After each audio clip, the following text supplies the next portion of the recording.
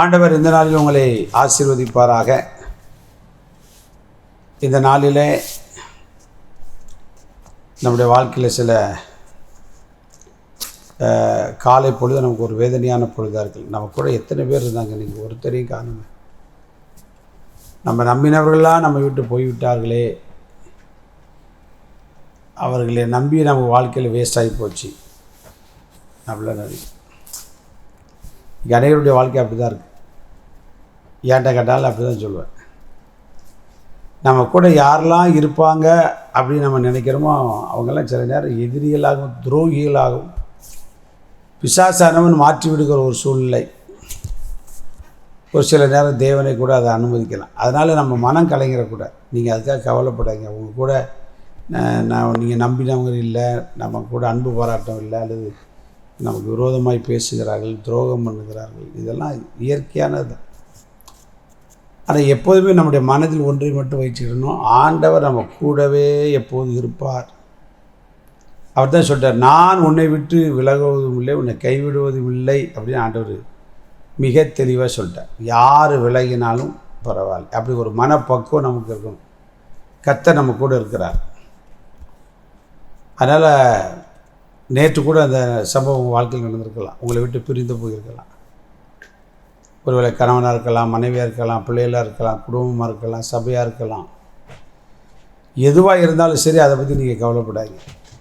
நம்முடைய பார்வை எப்படி, ஏசி என் கூட இருக்கிறாரா. ஒரு வசனத்தை வாசிங்க. 1 சாமுவேல் புஸ்தகம் 20ஆம் அதிகாரம் 13ஆம் வசனத்தை வாசிங்க. இஸ்ரவேலின் தேவனாகிய கர்த்தர் யோனத்தானுக்கு அதற்கு சரியாகவும் அதற்கு அதிகமாகவும் செய்ய கடவர். கடைசி பகுதியை வாசிக்க கேட்போம். கர்த்தர் என் தகப்பனோடு இருந்தது போல் உம்மோடும் இருப்பாராக. இந்த சம்பவத்தை நீங்கள் வீட்டில் வாசித்து பார்த்தீங்கன்னா, தாவீது சவுலுக்கு ஒரு தீமையும் செய்த கிடையாது. ஆனால் சவுல் பார்த்தீங்கன்னா தாவீதுக்கு தீமை செய்வதே நோக்கமாக அலைஞ்சான். கடைசி வரைக்கும் அப்படி தான் அலைஞ்சான். நம்ம வாழ்க்கையில் சிலர் அப்படி தான் அமைச்சிடும். ஊழியராக எங்களுடைய வாழ்க்கையில் அது நிறைய இருக்குது.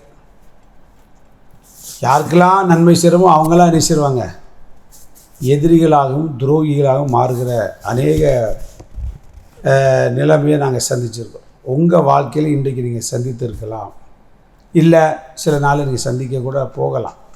இந்த வசனத்தை மனதில் வச்சுக்கணும்.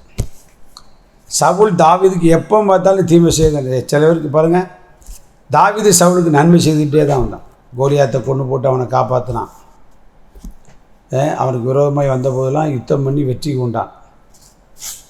சவுலை தாவீது கையில் கொடுத்த போது கூட அவன் நன்மை தான் செய்தான். நம்ம சில பேருக்கு என்ன நன்மை செய்யலாம். பொதுவாக எங்கள் அம்மா சொல்லுவாங்க, நாய் வாழை நிமிக்க முடியுமா அப்படிமா.